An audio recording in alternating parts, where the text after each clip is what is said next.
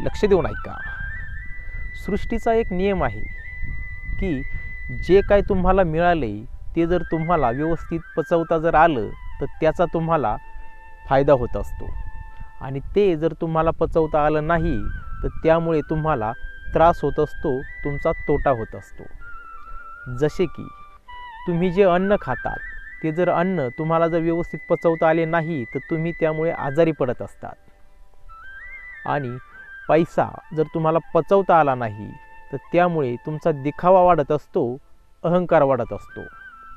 त्याचप्रमाणे जर तुम्हाला तुमची झालेली जर निंदा पचवता आली नाही तर त्यामुळे तुमची दुश्मनी वाढत असते. अशा अनेक गोष्टी आहेत की ज्या जर आपल्याला पचवता आल्या नाही तर त्यामुळे आपल्याला तोटा व त्रास होत असतो. म्हणून जे काही मिळाले ते आधी पचवायला शिका. तुमचे जीवन नक्कीच आनंदात जाईल. धन्यवाद.